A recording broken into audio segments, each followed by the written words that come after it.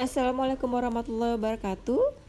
Kali ini kita akan membahas mengenai rekrutmen dan seleksi tenaga kerja dalam mata kuliah Psikologi Industri.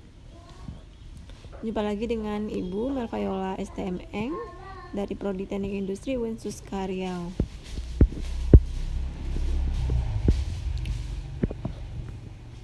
Nah, jadi apa yang dikatakan rekrutmen itu? Jadi rekrutmen itu adalah suatu keputusan tentang di mana dan bagaimana caranya mencari calon-calon tenaga kerja. Tujuannya di sini yaitu untuk mendapatkan sebanyak mungkin calon-calon tenaga kerja yang sesuai dengan kualifikasi yang dibutuhkan oleh perusahaan. Jadi bagi perusahaan semakin banyak calon tenaga kerja yang potensial, maka hal itu berarti lebih baik buat mereka karena mereka menjadi lebih leluasa untuk menentukan sesuai dengan kebutuhannya dan sesuai dengan persyaratan yang ditentukan oleh jabatannya. Siapa saja pihak-pihak yang melakukan rekrutmen ini? Yaitu pertama, yang paling umum adalah bagian personalia atau bagian sumber daya manusia atau yang biasa disebut juga dengan bagian HRD atau Human Resource Development. Yang kedua yaitu konsultan bagi perusahaan yang sudah cukup mapan, jadi mereka meng-hire konsultan untuk mengurusi masalah rekrutmen ini. Yang ketiga adalah operating managers, yaitu pihak yang langsung membutuhkan tenaga kerja tambahan. Yang keempat itu recruitment committee, jadi bagi beberapa perusahaan mereka membuat komite khusus atau panitia khusus untuk proses rekrutmen. Yang kelima adalah multi-purpose personal people, yaitu orang yang melakukan kegiatan serba aneka untuk berbagai keperluan. Biasanya ini terjadi pada perusahaan-perusahaan kecil. Dari mana saja sumber-sumber tenaga kerja itu bagi perusahaan? Yang pertama itu adalah sumber internal, yaitu calon tenaga kerja dari perusahaan mereka sendiri atau anak dari perusahaan mereka sendiri. Jadi ini adalah cara efektif jika perusahaan memiliki catatan yang baik dan lengkap serta up to date. Jadi data karyawan ini jika terdata dengan baik, maka perusahaan bisa mencari karyawan sesuai dengan rekrutmen jabatannya. Yang kedua itu sumber eksternal, yaitu perusahaan mencari calon tenaga kerja dari luar perusahaan. Dan ini sangat beragam. Kita akan bahas berikutnya. Jadi ada 5 macam tenaga kerja berdasarkan latar belakang atau pengalaman kerja mereka. Pertama itu newcomers, yaitu mereka yang baru akan mulai bekerja untuk pertama kalinya. Biasanya mereka yang baru selesai sekolah atau fresh graduates, misalkan tamatan SMA atau S1, D3, atau juga yang berhenti sekolah dan belum memiliki pengalaman kerja sama sekali. Yang kedua itu para penganggur, yaitu dalam artian mereka sudah pernah bekerja tapi saat ini mereka sudah berhenti dari tempat kerjanya karena sesuatu hal, bisa karena dipecat atau mereka mengundurkan diri atau perusahaan melakukan pembatasan karyawan. Yang ketiga yaitu orang-orang berstatus karyawan atau pegawai pada perusahaan lain tapi mereka tidak puas di tempat kerjanya yang sekarang, sehingga mereka berusaha untuk mencari pekerjaan yang lebih baik lagi. Yang keempat yaitu orang-orang yang status pekerjanya itu suka berpindah-pindah dari satu perusahaan ke perusahaan yang lain. Dan yang kelima itu pekerja yang cakap atau qualified, dan sebenarnya mereka puas dengan pekerjaan mereka di perusahaan tersebut, tapi ternyata mereka diminta untuk bekerja di perusahaan lain atau disebut juga dengan pembajakan. Jadi pembajakan ini mungkin bisa dikarenakan mereka adalah orang-orang terdekat, jadi yang memintanya adalah orang-orang terdekat mereka atau kolega mereka dahulunya, atau memang orang ini adalah orang yang cukup terkenal dalam bidang keahliannya. Jadi bagaimana cara mencari tenaga kerja? Yang pertama itu tenaga kerja dari dalam perusahaan, yaitu dengan melihat catatan kepegawaian atau personal record. Dan untuk tenaga kerja dari luar perusahaan, yaitu data tenaga kerja diperoleh dari arsip file para pelamar pada periode rekrutmen yang lalu atau data dari dalam perusahaan sendiri. Nah, data dari luar perusahaan ini, jadi ada beberapa cara untuk mendapatkannya, yaitu pertama itu cara informal, yang kedua melihat arsip pencari kerja pada Departemen Tenaga Kerja. Jadi data para pekerja beberapa itu juga tersimpan di Departemen Tenaga Kerja ketika mereka membuat kartu kuning. Kemudian bekerjasama dengan biro jasa. Bisa juga sumbernya adalah mereka membuat iklan di surat kabar atau iklan online, dan sumber lainnya itu bisa computer matching service, internship, atau yang kita sebut dengan mahasiswa magang atau mahasiswa kerja praktek juga merupakan salah satu cara bagi perusahaan untuk mendapatkan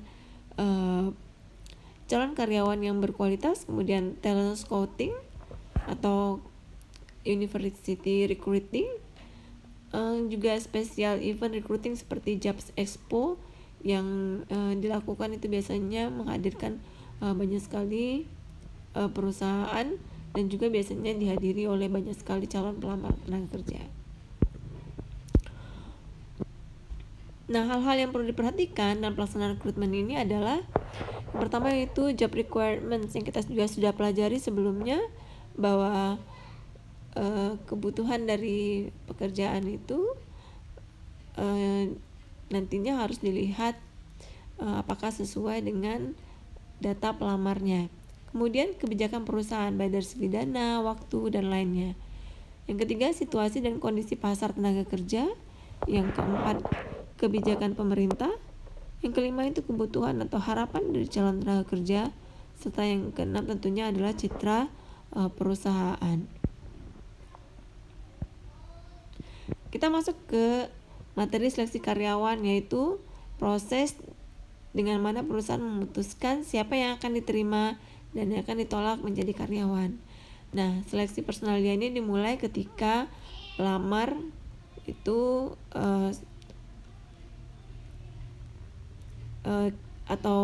para pelamar yang potensial itu didapatkan oleh bagian yang melakukan proses rekrutmen. Ada beberapa tahapan dalam seleksi pekerjaan, yaitu secara umum seleksi penerimaan pegawai perusahaan atau instansi di Indonesia biasanya mencakup hal-hal. Pertama itu adalah seleksi administrasi yang paling umum. Jadi pelamar menyiapkan beberapa berkas seperti ijazah, kemudian kurikulum vitae. Kita juga sudah belajar mengenai kurikulum vitae, bagaimana membuat kurikulum vitae yang lebih baik. Kemudian psikotes. Yang ketiga itu tes pengetahuan baik umum ataupun khusus, tes kesehatan, serta wawancara. Psikotes yaitu ditujukan biasanya untuk mengetahui aspek psikologi peserta seleksi agar perusahaan memperoleh tenaga kerja dengan karakter sesuai dengan kebutuhan dan bidang kerja yang akan dijalani pegawai baru tersebut. Materinya biasanya berbentuk soal hitungan matematis, gambar, diagram, pola-pola tertentu, atau verbal optional test. Nah, yang kedua biasanya itu adalah tes pengetahuan. Ada dua macam tes pengetahuan. Yang pertama itu tes pengetahuan umum, biasanya itu mencakup materi bahasa Indonesia, bahasa Inggris, matematika, dan pengetahuan aktual lainnya sesuai dengan yang diinginkan oleh perusahaan. Yang kedua itu adalah tes khusus, yaitu pengetahuan khusus tentunya sesuai dengan bidang operasi perusahaan atau instansi. Yang ketiga adalah tes kesehatan. Tes ini untuk mengidentifikasi kondisi fisik calon pegawai. Perusahaan tentu tidak akan merekrut karyawan memiliki penyakit berat atau berpotensi sakit-sakitan. Jadi salah satu hal yang penting juga adalah kesehatan calon tenaga kerja bagi perusahaan. Tentu setelah melakukan rangkaian tes, kemudian perusahaan tidak ingin setelah mereka melatih karyawannya juga ternyata karyawan yang baru mereka rekrut mengidap penyakit menular yang bisa kemungkinannya akan menularkan penyakit tersebut kepada rekan kerjanya, atau si karyawan itu memiliki penyakit yang berbahaya sehingga menyebabkan nanti dia mungkin harus libur dalam waktu yang lebih lama. Jadi biasanya perusahaan melakukan antisipasi dan melakukan tes kesehatan. Jadi bagi mahasiswa penting sekali bagi kalian untuk menjaga kesehatan, terutama selama masa-masa praktikum, sehingga ketika kalian tamat itu tidak akan menyebabkan kesehatan kalian menurun, terutama pada saat kalian mulai ingin mencari pekerjaan. Yang keempat adalah tes wawancara, yaitu tes terakhir pada umumnya yang biasanya dilakukan. Jadi secara umum tes ini untuk memastikan dari hasil tes sebelumnya yang mereka sudah lakukan, kemudian untuk memastikan bahwa hasil seleksi sebelumnya itu ternyata adalah sesuai dengan kriteria yang memang mereka inginkan. Jadi biasanya interviewernya itu adalah calon atasan peserta tes atau dari bagian HRD atau konsultan SDM-nya, atau bisa juga adalah dari operating managers atau general manager dari perusahaan tersebut.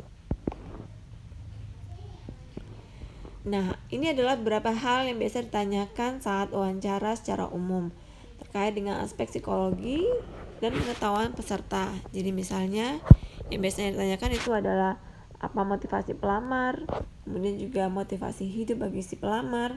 Yang kedua itu pengetahuan tentang perusahaan dan bidang yang akan dijalani. Sehingga penting sekali sebelum melakukan tes wawancara bagi calon karyawan mengetahui tentang latar belakang perusahaan dan bisnis yang dilakukan oleh perusahaan tempat mereka melamar pekerjaan. Yang ketiga yaitu pengalaman kerja, terutama pengalaman kerja yang sebidang. Bagi lulusan fresh graduates, pengalaman kerja ini mungkin bisa berupa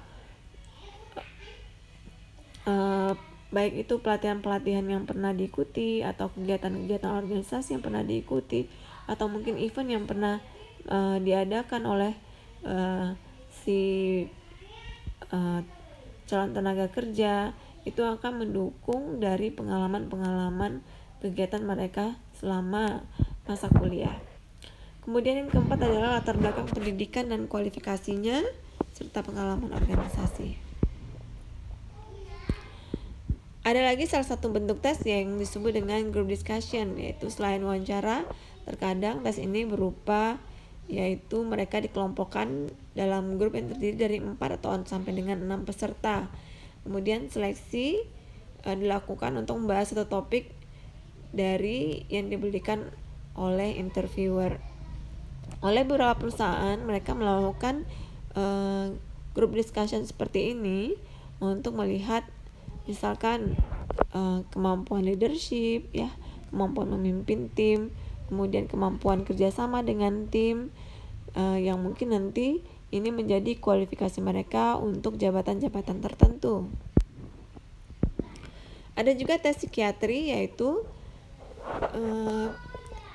tes yang mirip dengan psikotes, tetapi aspek yang diutamakan di sini adalah aspek kesehatan mental dari calon karyawannya, seperti kejujuran, integritas, stres, dan lain sebagainya. Jadi beberapa jabatan itu memerlukan tes psikiatri. Oke, sampai di sini materi untuk seleksi dan rekrutmen karyawan. Terima kasih. Wassalamualaikum warahmatullahi wabarakatuh.